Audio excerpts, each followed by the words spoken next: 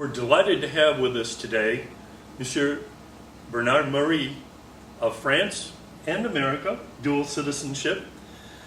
Monsieur Marie has spent years, in fact decades, working to keep alive the memory of the D-Day invasion and has helped Americans across the globe appreciate the nature of the sacrifice during that time. And he joins us today from Roanoke. Welcome, Monsieur Marie. Thank you. Tell us a little bit about your home in Normandy was very close to the Omaha beach during the D-Day invasion on June 6, 1944. Tell us a little bit about Luc-sur-Mer. Well, Luc-sur-Mer is a typical village of Normandy. Normandy was called the vacation spot for the people of Paris because it's only 3 hours. Well, at that time there was about 4 hours driving or by the train from Paris to Normandy. So, but us, we were not Parisian per se. All our family is originally from Normandy. So the house that we had was in the family for, well, now it's going to be over 200 years. And so that's where we decided, that's where the family decided at one point to go in 1943. When you were reunited with your father, well, let's go back a little bit. I think it wasn't until you were 5 or 6 years old that you even realized you had a father, because your father, and I hope you'll relate this story, your father was a part of the French resistance, and your mother had an interesting secret that she had kept. Tell us a little bit about that. Well, first of all, I met my father for the first time on June 11th, because he landed on Sword with the Canadian, which was the last beaches after Utah, Omaha, Gold, Juneau on Sword. And I didn't know that I had a father because, as you just say, he escaped in 1940 to the French resistance. He left France via Spain and joined de Gaulle in London. I was 1 year old in 1940, so I don't remember him. And due to the well connection of my family, they were able to create fake paper and prove that my father was killed during the invasion in 1940. So my mother acted like a widow for the next 4 years, and she was the only one of the family who knew about it. Even my grandparents didn't know. How did that happen? I've seen that in previous press reports and interviews you've given. How was that kept from your grandparents?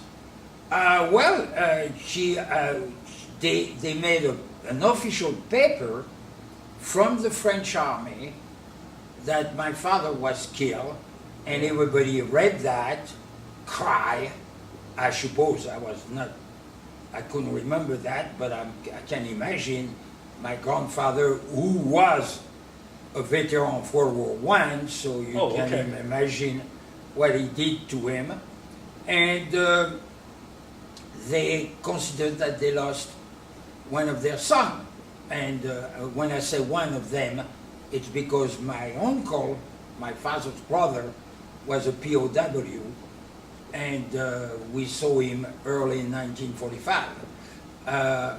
So that was at least easy for my mother to lie to everybody, but it's amazing. It's an amazing story. Well, that was the only way to survive. And later, did you learn that other French women like your mother were able to? Well, yes, we knew some, but some other didn't do that, and some of the family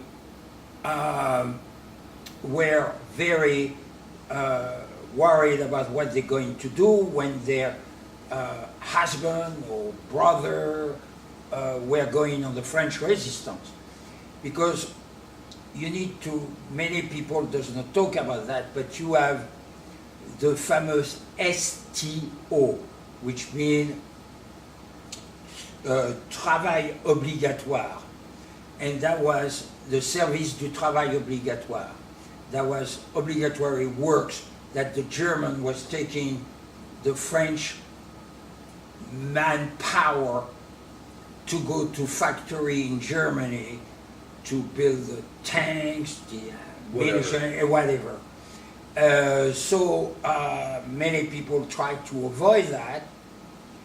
Some people, some men, were volunteered to do that, some because they were pro-German, and some other thinking that was a way to screw up, if I may say, the manufacturing by putting the wrong pieces or the wrong calculation of whatever, which was very risky. As long as that wouldn't get them executed. Yeah, exactly. Well, tell us, during this period, the war period prior to D-Day, was your mother hassled by the Gestapo or any of your family? Were they routinely questioned? Was your home invaded, or were they excessively interested in daily life of the town? Not so much, especially when we were living in Paris. The only problem was that my mother was not feeling very comfortable close to any German soldier due to the heavy load of the secret that she had. Sure. And due to the fact that we were in a big city, she was obliged to go to get some food outside of Paris and go through German checkpoints. And that was pretty much a problem for her. That's number one. Number two. Number three is one thing, and I'm not ashamed to say that, but it's history. We couldn't trust anybody. You never know if the guy next door to you, French, was not a pro-Nazi or pro-German. And I can give you a typical example which happened to a member of our family who was a priest, and he had two Jewish boys in his church. I never knew him because I was too young, and he was a first cousin to my father. And one day they made a mistake to serve some pork. And one of the Jewish kids say, "I cannot eat that." One of the other kids says certainly the story to his parents in the evening. The next day the Gestapo was there, we never saw the priest, and we never saw the two kids. So that's the type of thing that what happened, and you have also the people who were selling them with the tickets of the food and make a lot of money on that. In Normandy you have many contractors who make a fortune by building the bunkers as a subcontractor of the German.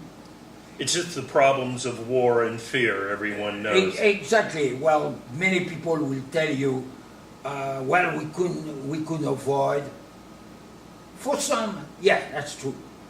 If you have some people on some SS coming with their machine gun and say you're going to put this truck with the concrete on work for us, I don't think you can say no very long. You know, many people hadn't been faced with a situation of German 88s or M60s, the equivalent of that, or submachine guns. But many Americans are very aware of the D-Day invasion, the events prior to and after that. Very few have the perspective that you had being there. And so Americans will see war movies, and it looks like a very victorious General Patton sweeping south and into the French countryside, and then the eventual liberation of Paris. And after the initial invasion, it looks like things went pretty smoothly. However, I think when that happened, and that was probably around August or so, as Patton was pushing up through France, there were some lingering feelings of less than happiness on the French population as a result of massive bombing. And in one particular instance, it probably was the ancient city of Caen. And what are your feelings about that? Your friends there now, are those memories pretty much gone? Do they think it was necessary? Do they feel it was unnecessary? Have those feelings pretty much abated now, or where are we with that, even though it's been decades? Well, first of all, your question and your comments need to answer. Number one, the French people were aware of the risk they will take by having what's going on. We had over 3,000 civilians dead in Normandy by bombing and killing and everything. Just on the initial After D-Day and until. The Battle of Normandy, not as smoothly that you said. I'm just going to give you an example. Roanoke is a sister city with Saint-Lô.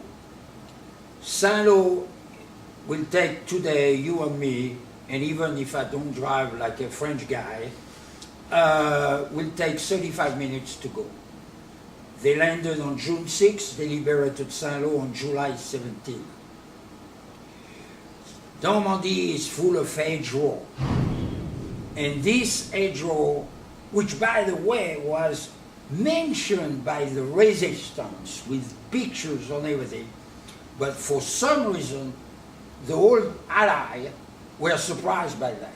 No, the hedgerows are basically, in most cases, were they property boundaries? Yeah, exactly. They're property boundaries. That means you don't see who is on the other side. Right. But 15 to 20 feet high in some cases. Yes, correctly. Okay. They were even a problem for the tank. Sure. So that was not so smoothly, and we accept the risk. We accept the bombing of Saint-Lô was completely destroyed. Many village was completely destroyed. Our village was partially destroyed. But some mistakes were also done. One of them that you mentioned, Caen, which was in the British sector. Caen has been completely destroyed. If you go to Caen today, you do not see one house who is still there from before 1944. Caen is a new city. It was leveled. And for nothing. There were very few troops because Caen is onshore on the back of Normandy, and there were even not barrack of soldiers. So as I understand it, Montgomery tried to take Caen, and the Germans resisted. And then Montgomery spent all kinds of resources on the second wave, and the Germans resisted. Montgomery tried a third time to take Caen, and the Germans kept it up. And then at some point, Montgomery gets together with the RAF and says, "I've had enough of this. We are going to take Caen. We're going to have to destroy it to save it," or something. How did this play? Well, first of all, the resistance that Montgomery had, first of all, he told to Eisenhower, "I'm going to get Caen in a week." Well, it took him about 6 weeks. And it was heavily fortified, right? Yeah, but not in Caen, outside of Caen. Oh, I see. They have absolutely no interest to be in Caen, the Germans.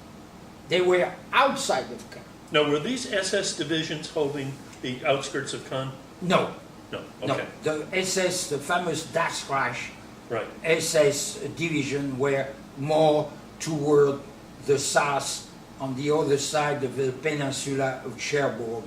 Okay. And when Hitler gave the famous order to go there, we had some problem. They had some problem, and we had some problem, because they put the tank on the rail track, and the resistance blew up the rail track, and they they put all the women, the children, and the men in the village of Oradour-sur-Glane and burned the village, which is today. One of the worst war atrocities. Yeah. It's Right. still a ghost village that you can visit with that. But again, the French, if we take the example of Oradour-sur-Glane, the French never complained. That was the price to pay.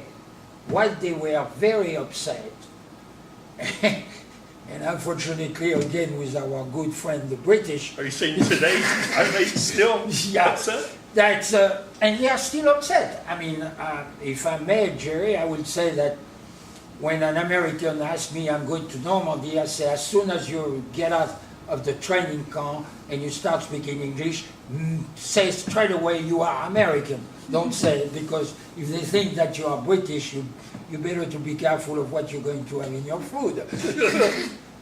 Well, the last 3 decades or so, after you came to America, I mean, you've had a consulting firm, you've various business interests, including an Indiana business magazine, but interspersed in this time, you have been interested in educating people about D-Day.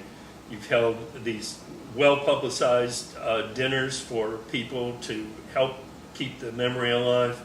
You've worked intimately with many others to make the D-Day memorial a success and a continuing legacy to those who died there. What's your feeling about how Americans look at the D-Day memorial? Do you think they're with it in history? Have they shown a great deal of interest, or do you think maybe a lot more education and continuing education needs to be had about this? Well,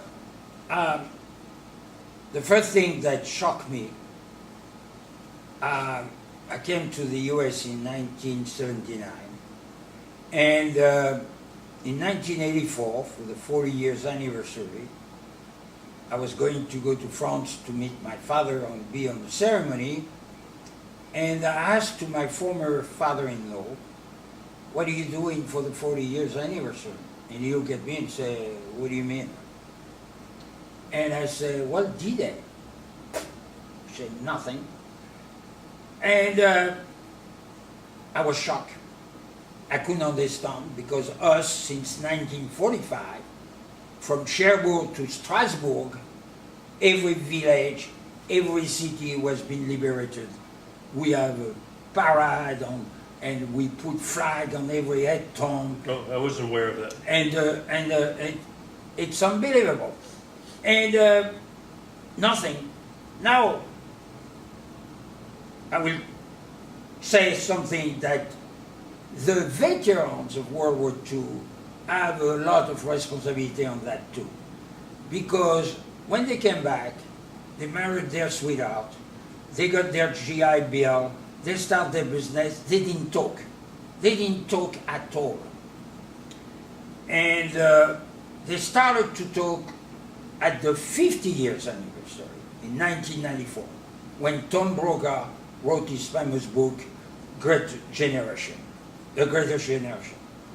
That's where they started to open.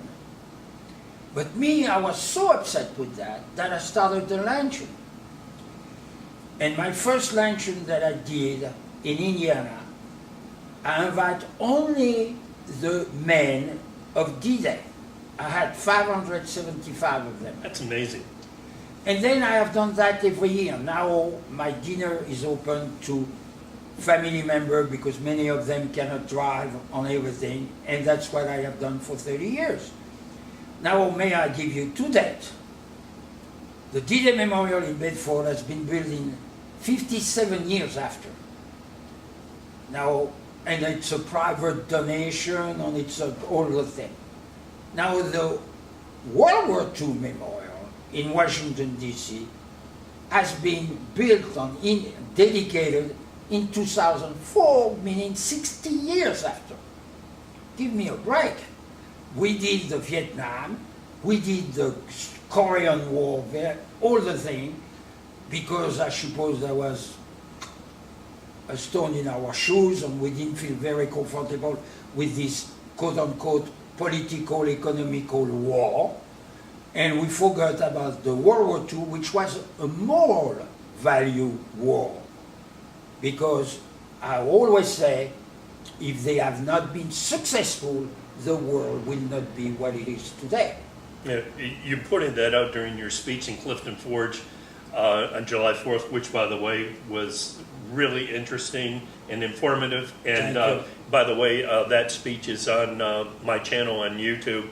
I was honored to film that. One final item. Your father, the family left Luc-sur-Mer and went to Paris at some point after the liberation. And your father was a member of the military. What was his position? What did he do after that period? He was not a member of the military. Oh, he wasn't? No, Okay. he was not. In another word, he was a terrorist. He was a member of the resistance. Okay. From the side of the German, he was a terrorist. Yeah. That's the reason Okay. why he lived for 4 years with a cyanide capsule in each tooth. And That's a great story, by the way.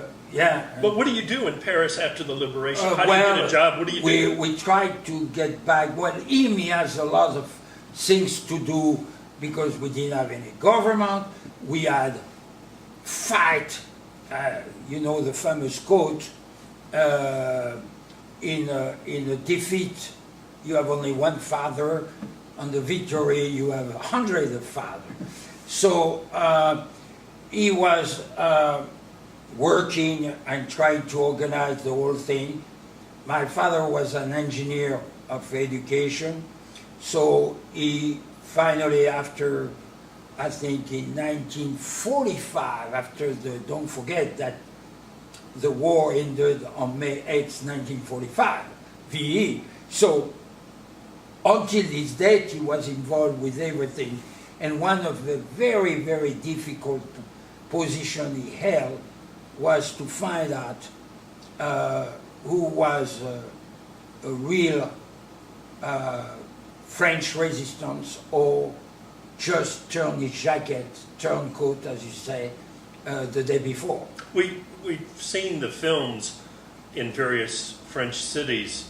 The BBC's got copies of films of various females having their heads shaved. I guess is that a result of maybe fraternizing with the Germans during the occupation, or what was that? Some kind of retribution going on there. Well, I always heard my father told me that it was the most rich things because it's not because a lady who does not know if her husband is alive or not, or is a widow, suddenly because, I mean, some German soldier were as a soldier like an American or French or anything, and it's not because he's a German that you cannot fall in love with him, I suppose. Of course, in the particular case, that was not the best things to do, but that was not because you share, and this woman did make risk of what was going on during the war. But of course, as you know, humans are sometimes, and especially when they are by thousands, they love to have a reaction of not normal, but reaction. If they take one by one, they will not have this reaction. It's the same thing when you see what's going on today with the World Cup, where you see people crying because their team does not win, but they are all together on this case. That was a stupid thing. Now, some people were very, very, very bad. Some people needed to be shot. And my father gave some orders to have one go into jail, some have been condemned to be shot by a military platoon. It was a tough time, wasn't it? Tough time, but and especially with your own, knowing he's your fellow Frenchman, and he has turned his coat against you for the country, and and especially with, I know De Gaulle was not very much appreciated, but De Gaulle were the guy who lifted the morale of every French people.